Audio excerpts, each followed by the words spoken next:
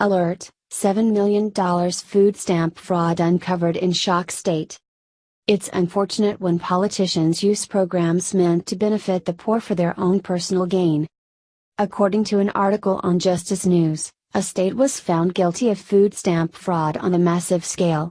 The Wisconsin Department of Health Services paid $7 million as part of a settlement for the food stamp fraud. The WDHS was found guilty of violating the False Claims Act while operating the Supplemental Nutrition Assistance Program. SNAP is an extension of the U.S. Department of Agriculture that utilizes food stamps to provide affordable nourishment to low-income individuals and families. Since the Great Recession in 2008, more and more Americans have found themselves unable to afford the basic cost of food.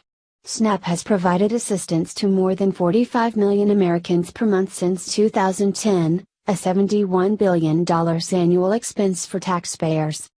States around the country determine which applicants are eligible for food stamps and notify the USDA, who covers the administrative costs the program requires.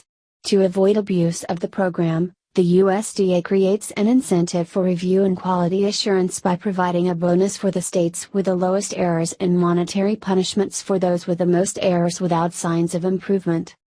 The WDHS was found guilty of covering up a number of errors after it employed Julie Ons Consulting, a quality control consultant contracted to assist WDHS with SNAP.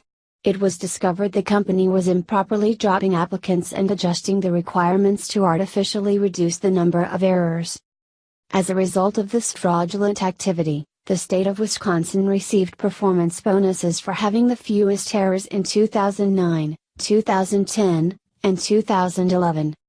To the WDHS's credit, they have cooperated fully with the investigation and did agree to pay the nearly $7 million to resolve the issue, according to Acting U.S. Attorney Jeffrey M. Anderson for the Western District of Wisconsin.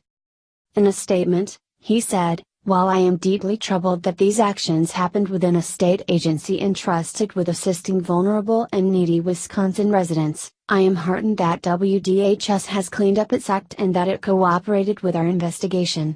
Together with our partners in the Civil Division and the USDA, we will continue to investigate and hold accountable entities, including government entities, which misuse and wrongfully obtain SNAP funding." Unfortunately, this is the second state to have been found guilty of SNAP fraud in recent times. In April, Virginia's Department of Social Services paid over $7 million when it was similarly found guilty of fraud after employing Julie Ons Consulting. Wisconsin just admitted to food stamp fraud.